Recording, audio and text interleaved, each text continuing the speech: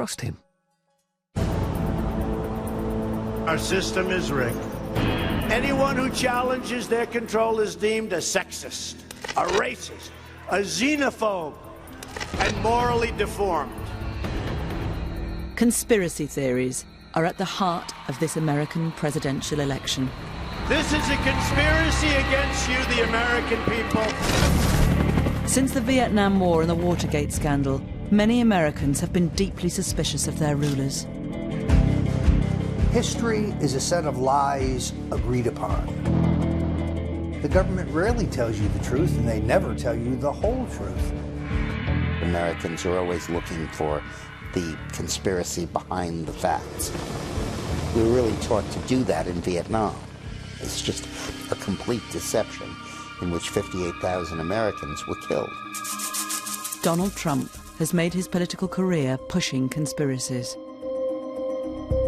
He's alleged that President Obama could be a foreign imposter. The people that went to school with him, they don't even know, they never saw him. They don't know who he is. Crazy. It's the biggest fraud in maybe the history of the world. All right, thank you, and God bless America. He suggested that the father of one of his rivals was linked to the assassination of JFK. There's a picture of him and crazy Lee Harvey Oswald. Ted Cruz's father linked to JFK assassination. What's wrong about that? This is nuts.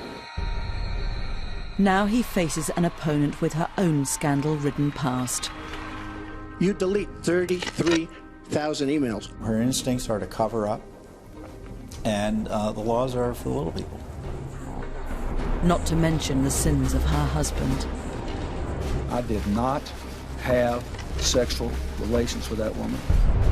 Extraordinary personal and bitter attacks have defined this election. She was a total enabler. She would go after these women and destroy their lives. Donald thinks belittling women makes him bigger. In the face of so many conspiracies, what can American voters really believe? One thing I can promise you this. I will always tell you the truth.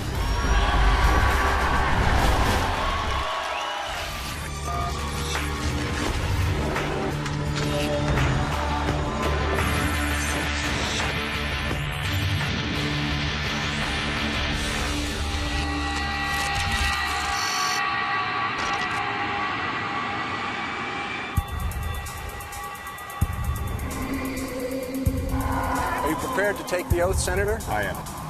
In January 2009, Barack Obama was sworn into office as America's first ever black president.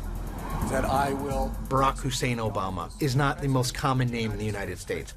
Born to a white Kansan woman and a Kenyan African father, raised by his grandparents in Hawaii. All of those things scream exotic. Congratulations, Mr. President. Obama became the center of a conspiracy theory. The claim that he was born outside the US and was not entitled to be president. In 2011, the so-called birther conspiracy received a massive boost. Our current president came out of nowhere. The people that went to school with him, they don't even know, they never saw him. They don't know who he is. Crazy. He saw this as an opportunity, he plucked it. He used that to sort of pole vault himself into a tete-a-tete with the President of the United States.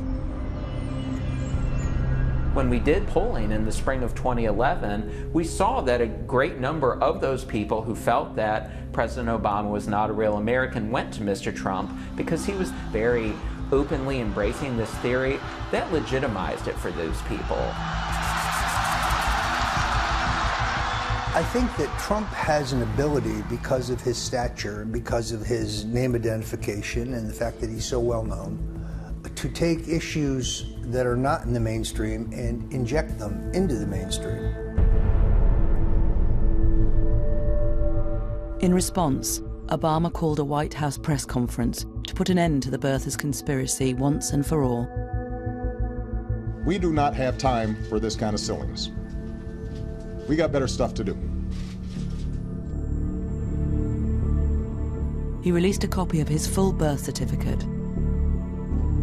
showing that he was born in the US state of Hawaii in 1961. I am really honored, frankly, to have played such a big role in hopefully getting rid of this issue. Always optimistic. Clearly, Donald Trump was driving Obama crazy. Trump was able to elevate the issue to the level that Obama felt compelled to respond. To me, that shows that Trump had an enormous impact. My fellow Americans. But Obama was about to get his revenge. 3 days after the release of his certificate, he ridiculed Trump in a speech to the White House press corps. No one is happier, no one is prouder to put this birth certificate matter to rest than the Donald. And that's because he can finally get back to focusing on the issues that matter. Like, did we fake the moon landing? Well handled, sir. We thought that that would put it to bed, and for the vast majority of the American people, it did put it to bed. But not for Donald Trump, because he was using it as a means to build support for his presidential run.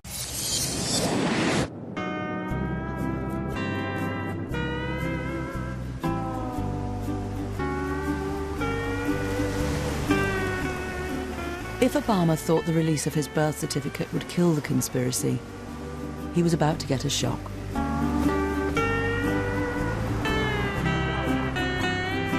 His certificate shows Barack Hussein Obama II was born here at Kapiolani Maternity and Gynecological Hospital in Honolulu.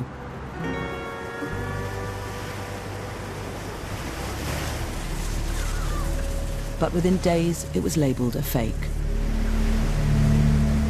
And leading the charge was the recently humiliated property tycoon and reality TV star, Donald Trump.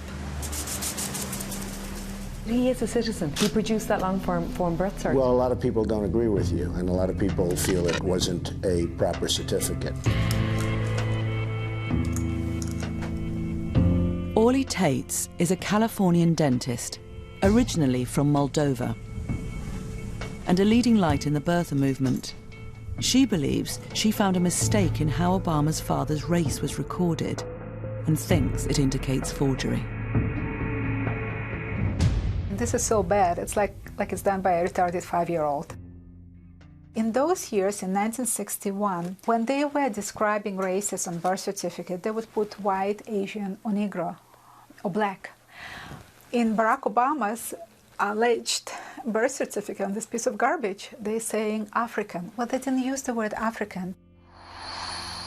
This is not linguistics of 1961 that was created today using the wording of today.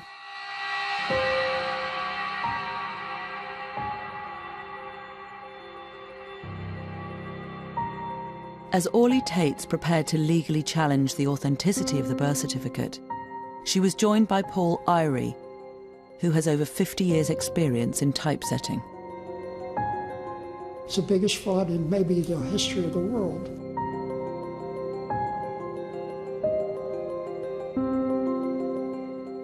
He says there is evidence that the certificate was forged on a computer. Here, black letters are printed on paper that is solid green. But around the letters are white, halo-like outlines. White on a back document that is printed on the green paper? How did the green go away? It can't. We see white, and the printer doesn't print white. White can't show up on that document. And that is proof by itself, beyond a question. Numerous legal challenges over the birth certificate have all been thrown out. But the birthers are not giving up. I've been accused of being wacko. I don't present evidence to people that's a lie. I concoct it. Look, I'm a Christian. I don't lie. I'm known for that. Donald Trump claimed he was so concerned that he was also investigating Obama's birth certificate.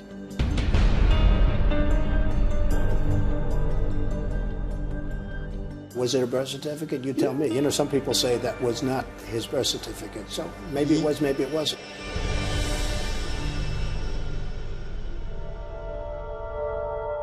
So just how credible is the evidence that the certificate is a fake? Ivan Zatkovich is a court-recognised technology witness who has forensically examined the halo effect. He separated the digital file released by the White House into 9 different layers.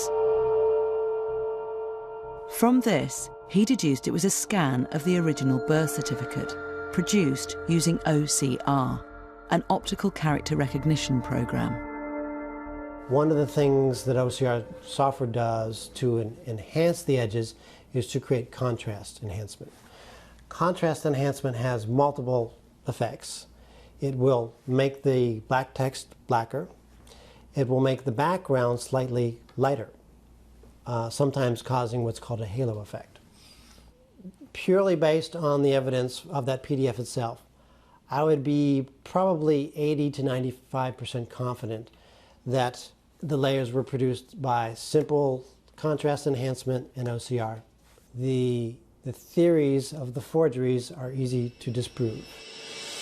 President Obama is the least transparent president in the history of this country. If he gives his passport applications and records, I will give to a charity of his choice a check immediately for $5 million. It doesn't matter whether you're black or white or Hispanic or Asian.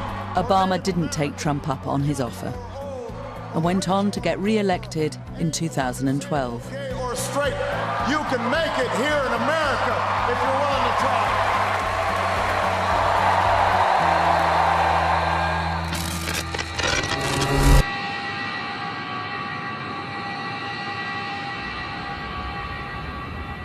A year later, in 2013, the birther conspiracy would take another extraordinary twist.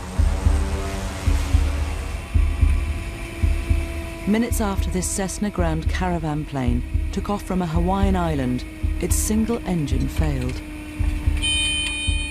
Looking outside, you know, can I make it to land? No, there's no way. Okay, prepare for ditching.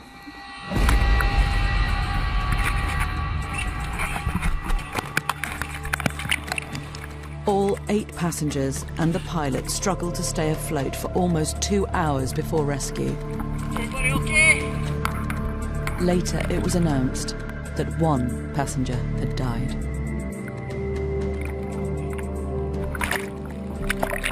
Loretta Fuddy was the Hawaiian health official who had authenticated Barack Obama's birth certificate. I had no idea who Loretta Fuddy was. None. And somebody told me, he says, oh, she's the one that signed Obama's birth certificate. And I go, oh, here we go. The village idiots are going to be coming out in force. Sure enough. Shortly after Donald Trump heard the news, he took to Twitter and wrote, "How amazing. The state health director who verified copies of Obama's birth certificate died in plane crash today. All others lived." The director of health who had the birth certificate died today and everybody else lived. What does that mean? Neil Abercrombie appointed Loretta Fuddy while he was the governor of Hawaii.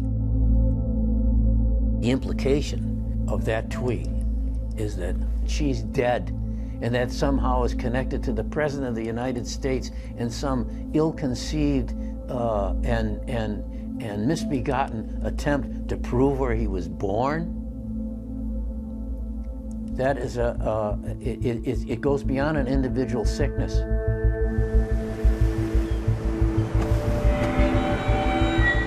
An allegation was made that Loretta Fuddy, as Director of Health, took a bribe to lie and say that Obama's birth certificate was authentic. Bertha Doug Voigt claims he found evidence in her financial records that her debts were being paid off at a rate exceeding her official income. If she paid off $70,000 worth of debt with lowered mortgage and credit card stuff, then where'd the extra money come from? She's short at least $50,000. That's the whole point. You're buying the forgery. You got to pay people off. In my opinion, they did.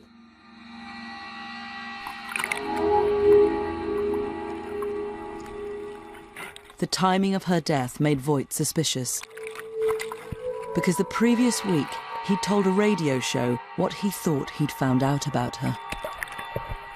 1 week she was dead after I did that interview. The last person on earth who would be involved in such a sordid affair, like taking money to forge a birth certificate, would be Loretta Fuddy. Is a sad commentary on the desperateness that some people have in them, the sickness that they have in them over the fact that a black man is president of the United States. Former Governor Abercrombie is a personal friend of Barack Obama. Voigt believes that Abercrombie masterminded the whole deception, and it was he who involved Loretta Fuddy in the plot.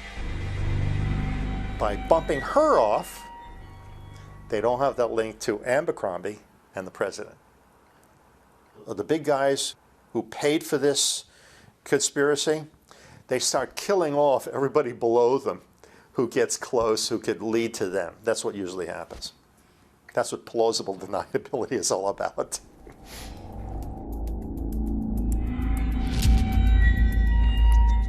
If someone put a small bomb over the magneto and blew up the magneto, it would end the voltage to the cylinders and the plane would lose power, just off the bat. Just like that. So is there any credibility to the claim that the plane was sabotaged? Loretta Fuddy's family hired a lawyer to investigate the circumstances of her death. He says he discovered that identical planes had previously experienced the same engine failure. I believe this is at least the fourth one of this particular Cessna that failed for that very reason. So it wasn't something mysterious that someone did to this aircraft. The engine manufacturer, Pratt & Whitney Canada, and plane operator Makani Kai Air paid undisclosed sums to Fuddy's family.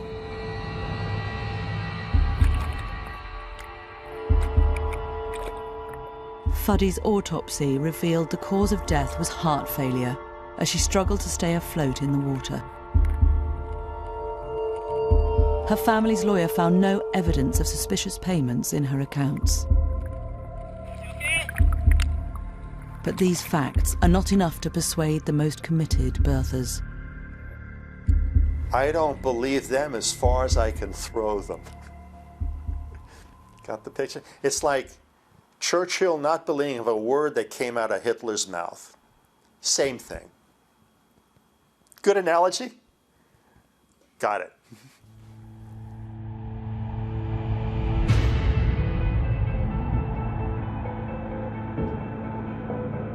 Donald Trump's championing of the birther conspiracy seems to have had a dramatic impact.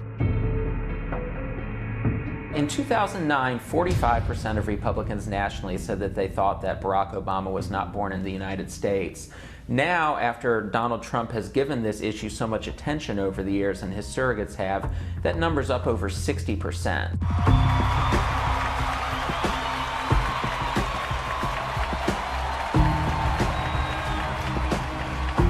Ironically, Trump himself had gone as far as he could with the birther movement and put the whole thing to bed earlier this year. President Barack Obama was born in the United States, period.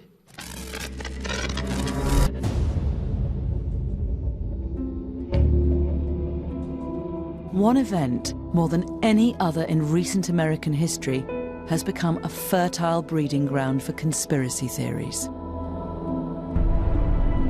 Something has happened in the motorcade route. Stand by, please. The assassination of President John F. Kennedy. The official investigation ruled that Lee Harvey Oswald was the killer, acting on his own. Many Americans have just never bought the story. Mainstream media has concealed a lot of facts about American history. Things are never exactly the way the government tells them. Even 71% of the people in the American today don't believe Lee Harvey Oswald acted alone. And it's this belief that Donald Trump would exploit on his next step towards the White House. In June 2015, he finally announced he was standing to be the Republican nominee for the presidency. I am officially running for President of the United States. We will make America great again. Thank you. Thank you very much.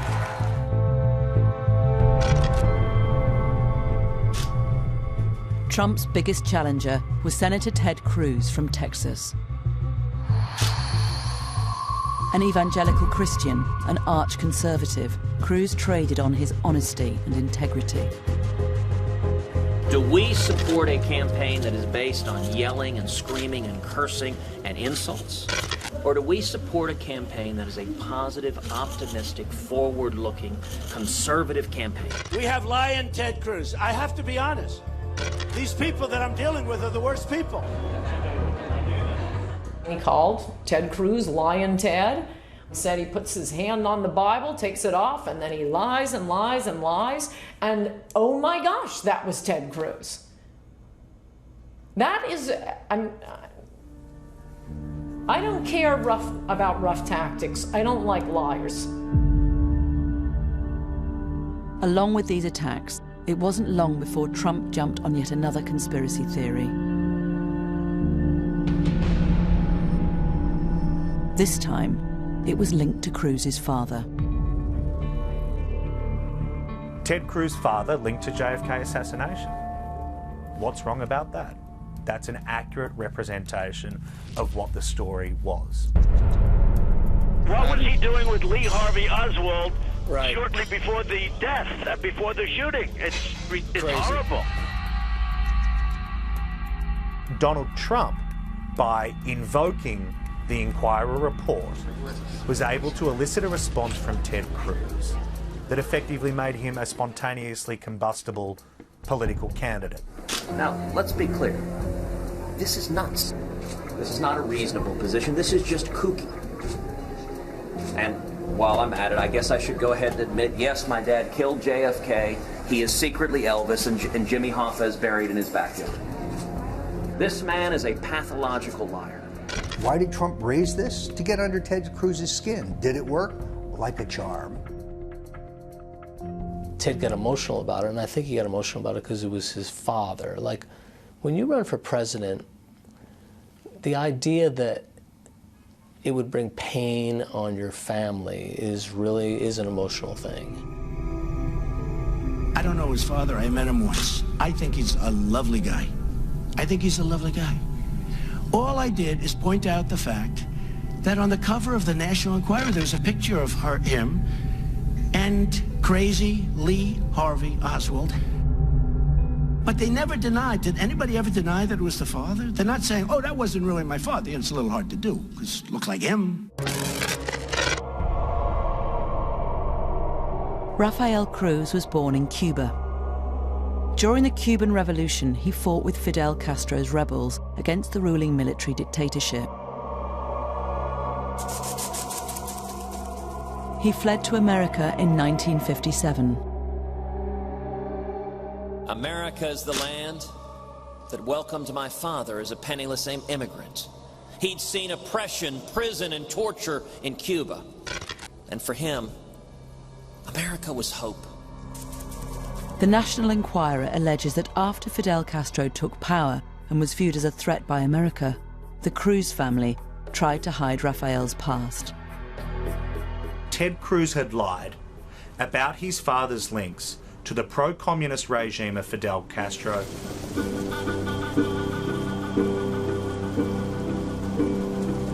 It was investigative journalist Wayne Madsen who first looked into Rafael Cruz's background in detail. He believes the photograph is evidence of a much deeper conspiracy. He identified the similarities between Rafael Cruz and the man beside JFK's killer.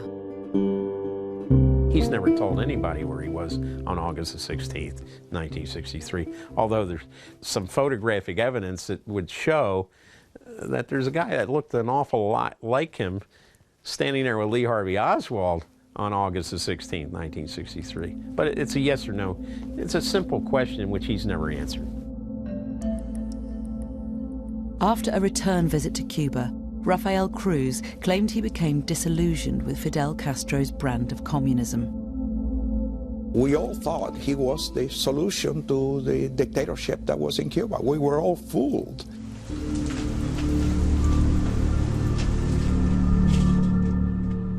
Madsen believes the CIA then recruited Rafael Cruz to spy on other Cubans in the southern states, suspected of being communists. But Madsen goes even further. He also believes Lee Harvey Oswald was recruited and set up a bogus branch of the pro-Castro organization Fair Play for Cuba as a front for the CIA operation. In the intelligence business, that's called a flypaper operation. This was a CIA ploy. Let's see who we can trust in the Cuban community that came to the United States and who we can't trust. In this footage, Oswald is handing out Fair Play for Cuba leaflets with a man Madsen believes is his CIA partner,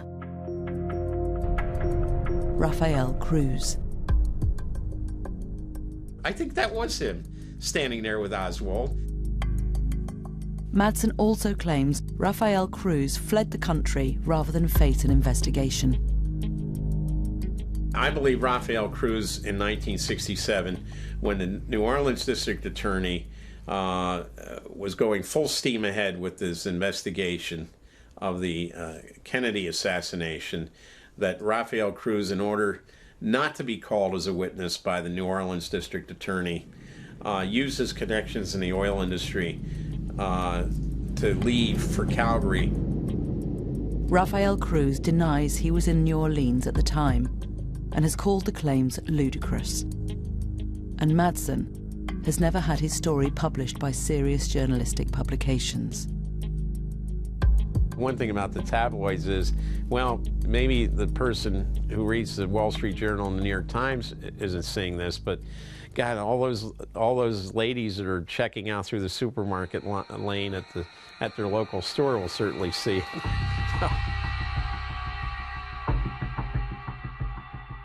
But is the evidence that Rafael Cruz was with JFK's killer credible? Garbage. Garbage. You know, I think that's the problem. It's easy to throw garbage into the middle of our national political conversation now in a way that it never was before. Even the National Enquirer couldn't be certain it was Rafael Cruz, despite their dramatic headline. In our article, we actually discounted the story to some extent. We said that there were some experts who said that they couldn't conclusively identify one way or the other if indeed the man in the photograph was Ted Cruz's father. 99% of their publication, it's all fabrication. I guess you could call it entertainment for the conspiracy-minded. There's just no evidence that Rafael was anywhere near Lee Harvey Oswald, so no, it's just bogus. But the damage was done. I've said that I would continue on as long as there was a viable path to victory. Tonight, I'm sorry to say,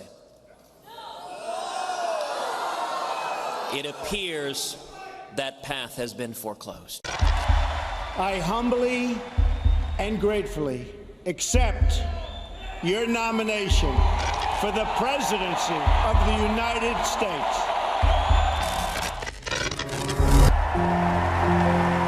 I accept your nomination for President of the United States.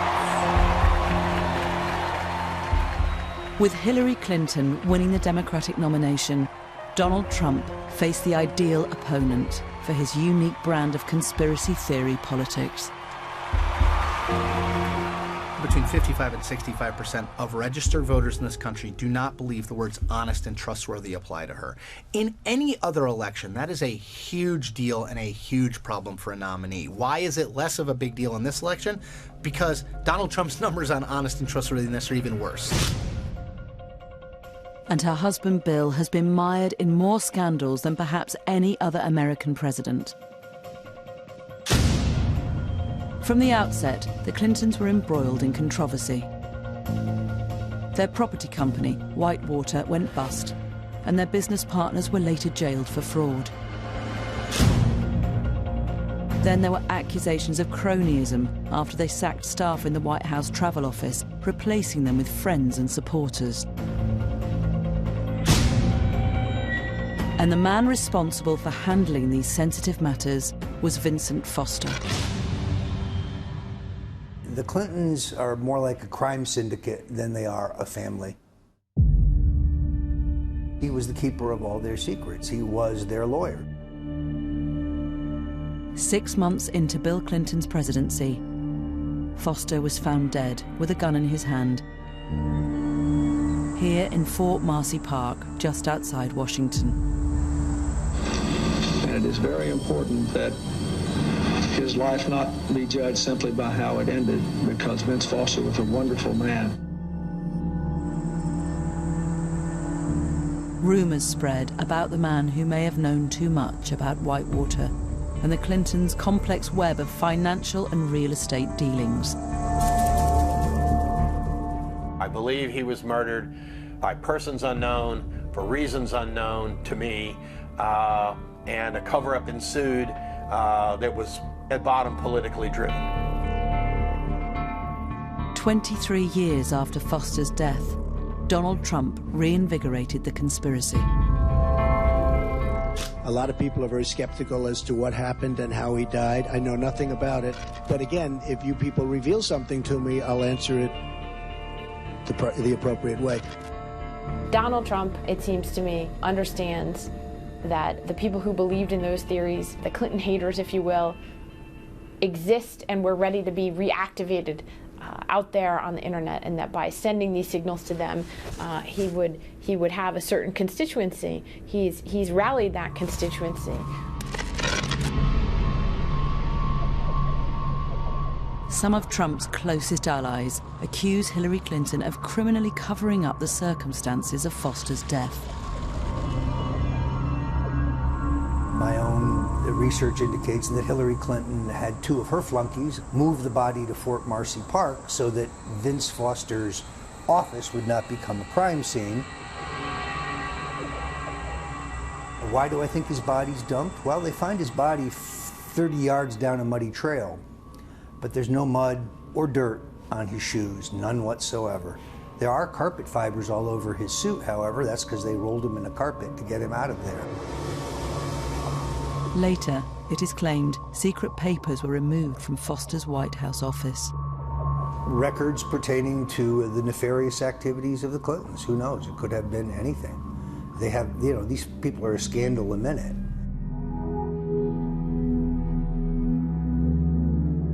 This suicide note has been the source of many claims that Foster's death is suspicious.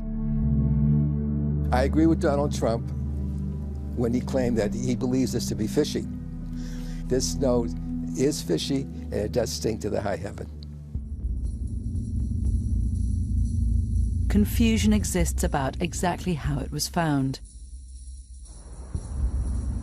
A police team searched Foster's office 2 days after he was found dead. White House lawyer Bernard Nussbaum says he searched Foster's briefcase and told a police officer there was nothing in it. He definitely indicated that the briefcase was empty, and then again spread the opening wide and looked in it a second time. 3 days later, the note was found by a White House staff member in the same briefcase, torn into 27 pieces, despite Nussbaum's claim that it had been empty. If the note had been in the bottom of that briefcase, he would have seen it.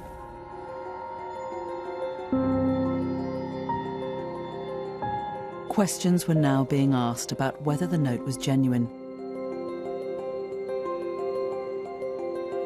Handwriting expert Ronald Rice examined a copy of it in 1995 for a political newsletter.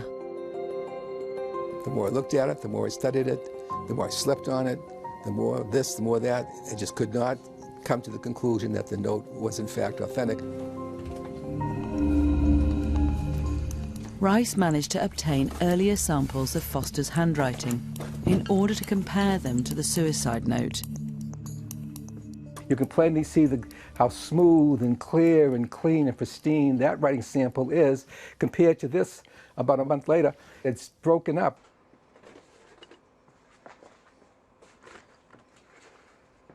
We have two words which read Clinton, Clintons, plural.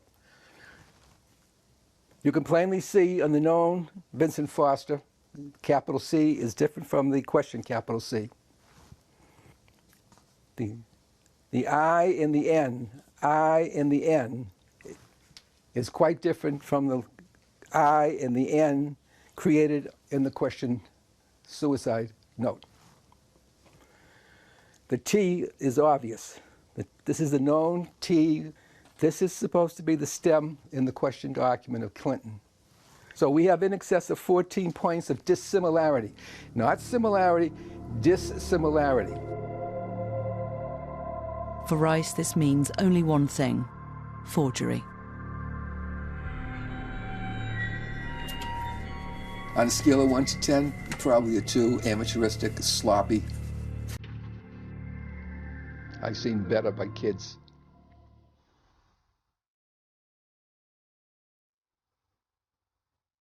So, was there a conspiracy to make Foster's death look like a suicide?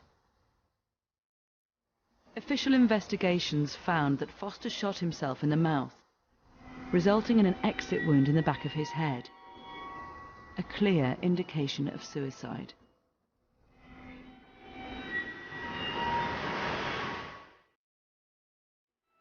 But citizen investigator Hugh Sprunt found a document which convinces him of foul play. We found the medical examiner's report, which is a 2-page report. It's a Virginia medical report. It's a report by Dr. Howe. Sprunt believes that in the report the location of the exit wound on Foster's body has been altered. You look at the word that looked like it was kind of eliminated. It's 4 letters. Could it be neck? An exit wound in the neck could suggest an alternative to suicide. And Sprunt discovered a second reference to the neck. Whoever did the alteration, because clearly it was altered, didn't notice the word neck on page 2, so the document as it officially exists is completely inconsistent because of the alteration. I believe he came to grief elsewhere. I believe, in fact, he was murdered elsewhere. Despite the passing of more than 2 decades, the issue resonated with US voters after Donald Trump raised it. In a poll we did shortly after that, we found that 50% of Trump voters had thought that Hillary Clinton had something to do with killing Vince Foster, and that's truly something that's unprecedented in American history. We've been divided over the years, but you usually don't have a situation where supporters of one candidate hate the other candidate so much that they think that that woman might be a murderer.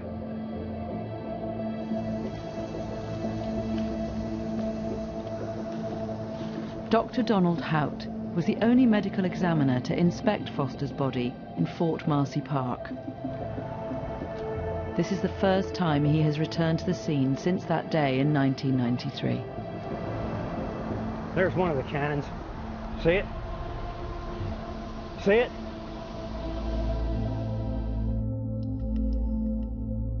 We showed him his medical report, which Hugh Sprunt had found, and asked why there was a reference to a neck wound. He says it is a record of what police initially told him before he examined the body. That was what was reported to me, but not what I saw. That was what was reported to me, but that, in my opinion, was incorrect. I observed no neck wound. Dr. Hout also rejects conspiracy theories that Foster did not die in the park, or that there was foul play. Donald Trump said that the outcome was rather fishy or uncertain, but there was no uncertainty about it whatsoever at all. Without question, he killed himself. Yes, without question.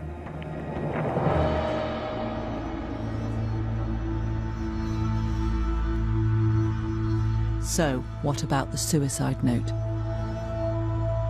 I'm not a conspiracy theorist. Prove me wrong. Prove me wrong.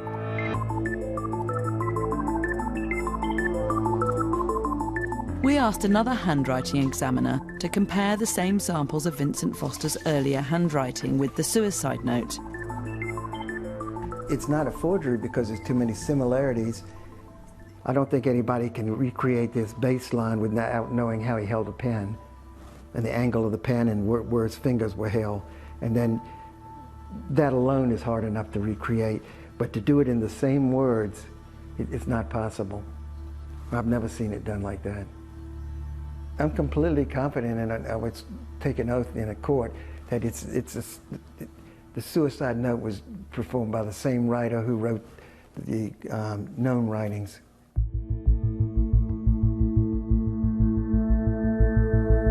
At least 5 official investigations have found that Foster's death was suicide. I remember very clearly the day he committed suicide. We all knew him. It was an awful, tragic day. The president gathered us to talk to us about it. They were clearly devastated. I think he was just a deeply troubled man who felt he'd let the White House down, and with tragic consequences. It's as simple as that. And it's a tragedy, and conspiracy theorists often have zero basis in fact, and this is one of them.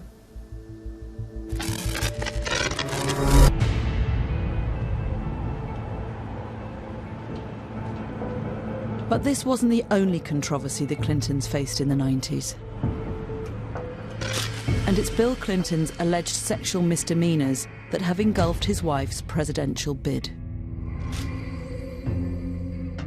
What he's done to women, there's never been anybody in the history of politics in this nation that's been so abusive to women.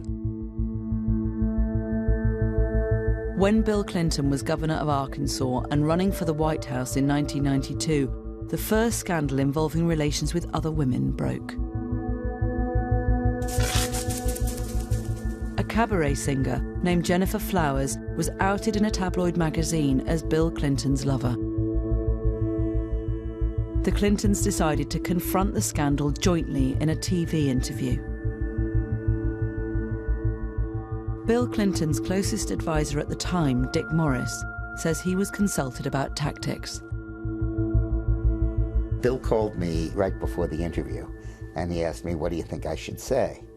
And I said, well, if I were you, I would say that you have caused pain in your marriage, and you regret that, and you want to be a better person. But Franklin Roosevelt was not always faithful to Eleanor, and Eisenhower was not always faithful to Mamie, and Kennedy was not always faithful to Jacqueline, and Lyndon Johnson was not always faithful to Lady Bird. And I prayed that I could be half as good a president as they were. And he said over the phone, he said, oh man, that's good, but if I said that, I'd have to find a new place to live. Now, I'm not sitting here as some little woman standing by my man like Tammy Wynette. I'm sitting here because I love him, and I respect him, and I honor what he's been through and what we've been through together. And you know, if that's not enough for people, then heck, don't vote for him. The next day, Jennifer Flowers held her own press conference.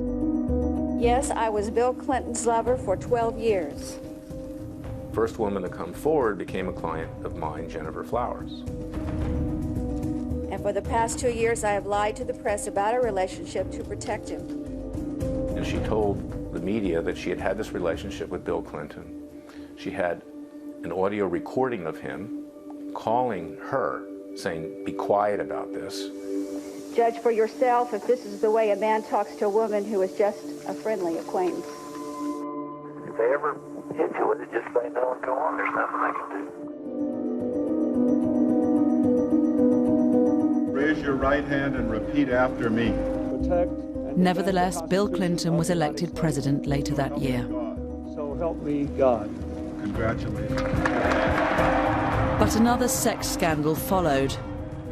In 1998, a White House intern called Monica Lewinsky claimed that the president had engaged in sexual activity with her in the Oval Office. True to form, Bill Clinton went into denial mode.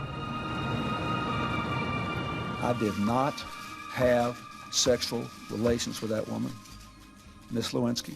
It took us a year to prove that the conspiracy theories about Bill Clinton and Monica Lewinsky were true. Luckily, she kept the dress.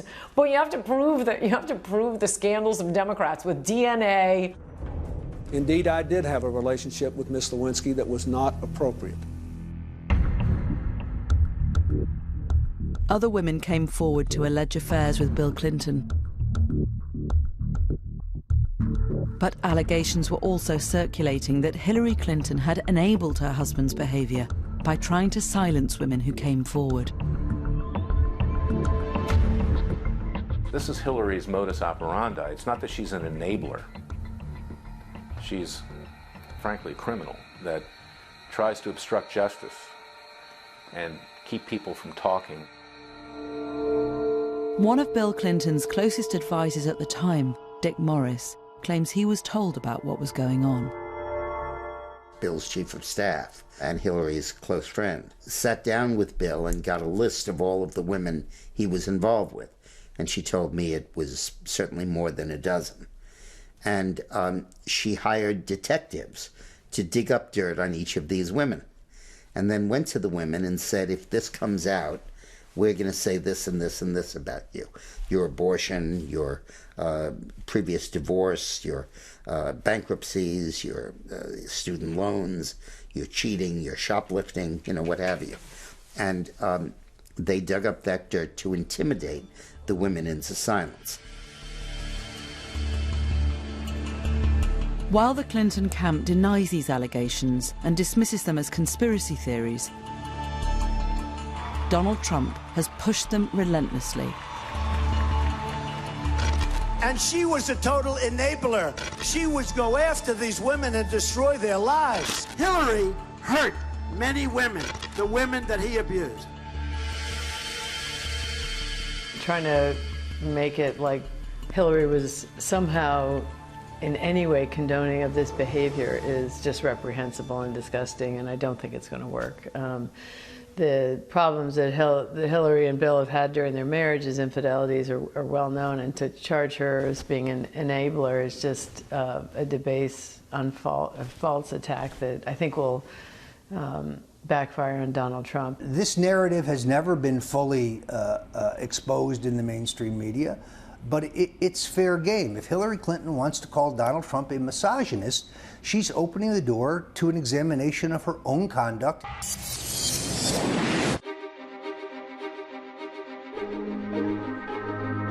The scandals surrounding Hillary Clinton can sometimes seem endless. The most recent concerned her period as Secretary of State under President Obama. It emerged that she used a private email server for official business. Hillary Clinton created an illegal private email server, deliberately, willfully, and with total premeditation.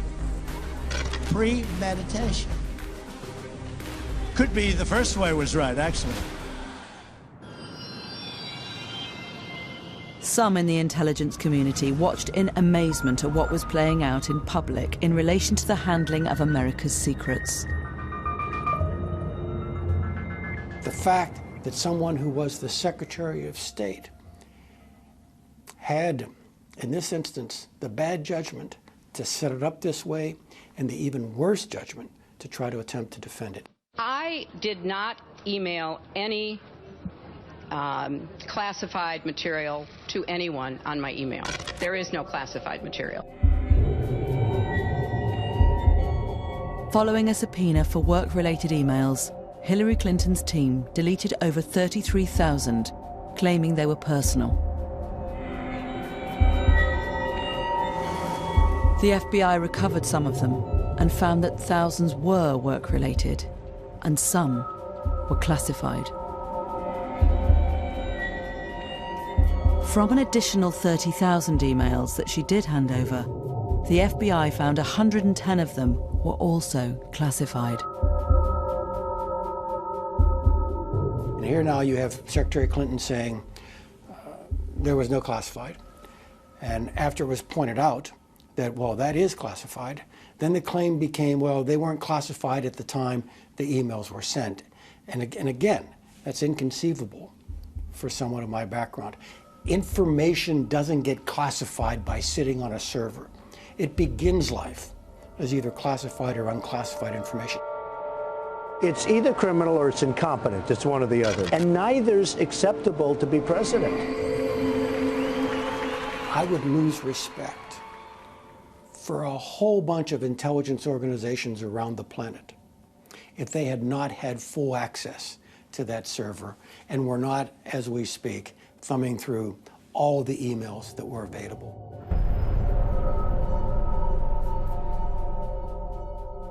At the end of the original year-long investigation, the FBI said it would not prosecute Clinton, despite some damning revelations. There is evidence that they were extremely careless in their handling of very sensitive, highly classified information. We found no evidence that any of the additional work-related emails were intentionally deleted in an effort to conceal them in some way. There has never been anything like this where emails and you get a subpoena, and after getting the subpoena, you delete 33,000 emails. It's just awfully good that someone with the temperament of Donald Trump is not in charge of the law in our country. Because you'd be in jail. In a democratic republic, we have laws that govern the use of government computers and making sure that the public has a record of what you're doing in office. And she didn't want the public to have that record. Donald Trump is trying to desperately find anything that he can put out there to cause doubt in Hillary's honesty and integrity, and so he's going to keep harping on this, drip, drip, drip, with no basis for really any investigations or criminal activity, but he's grasping at straws because he can't run on anything other than fear and conspiracy theories.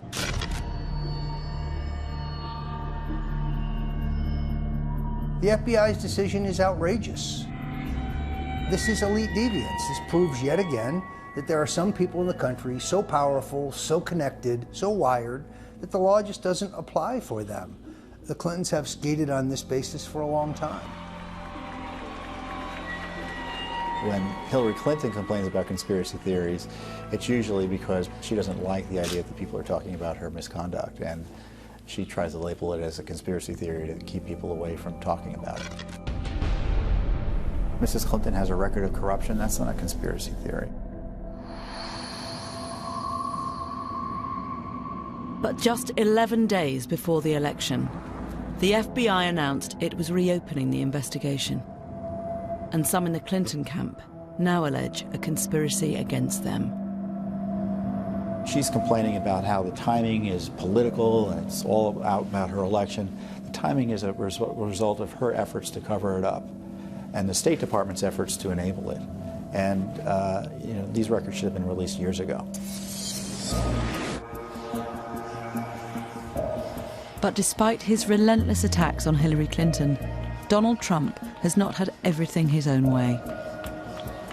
An increasingly hostile media has dug up a huge amount of dirt on him. I did try and fuck her. She was married. It's huge news. I moved on her like a bitch, but I couldn't get there, and she was married. This was locker room talk. I'm not proud of it. Since the recording was leaked, more than 10 women have publicly accused Donald Trump of sexual assault. But according to Trump, he himself has now become the victim of a conspiracy. These attacks are orchestrated by the Clintons and their media allies. The only thing Hillary Clinton has going for herself is the press. Without the press, she is absolutely zero. The media, they need to say something other than racist Hitler, in order to attack Donald Trump. But, oh, Hillary, isn't she great? She's a girl doing all this. It's amazing. It's amazing. She's doing it backwards and in heels. And our system is rigged. Anyone in control is deemed a sexist, a racist, a xenophobe, and morally deformed.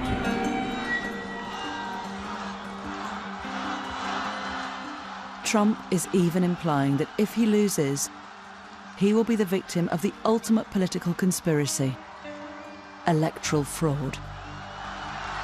I hear these horror shows, and we have to make sure that this election is not stolen from us and is not taken away from us. What he's doing is creating a set of circumstances. Elections rigged, the media is against me, these polls are, leading people astray. That allows him on November 9th, if he does lose, to say, well, of course, I lost.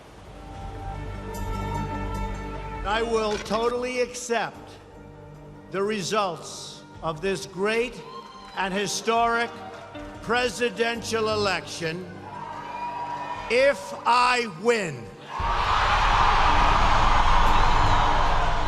Trump supporters argue he speaks for many millions of Americans who feel failed by a corrupt political establishment. Donald Trump is no conspiracy theorist. He's no wacko.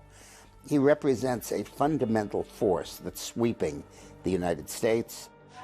I take all of these slings and arrows gladly for you.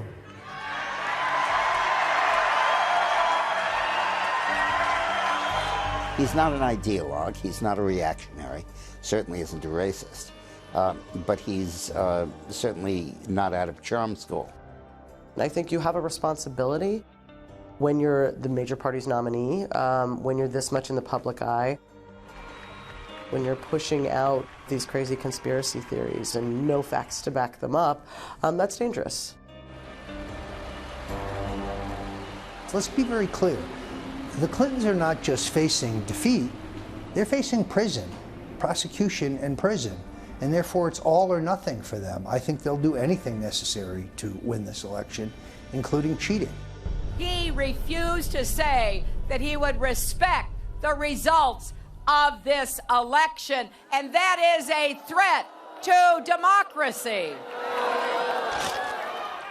This is a conspiracy against you, the American people, and we cannot let this happen or continue.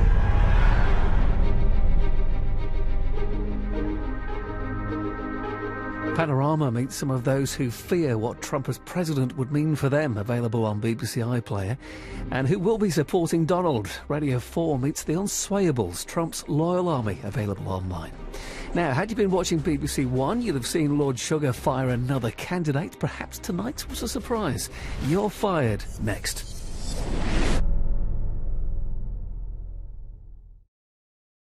How diverse is that place? How representative are our representatives? Whether or not here will have an equal chance as his white counterpart to succeed in Britain is really what this program's all about.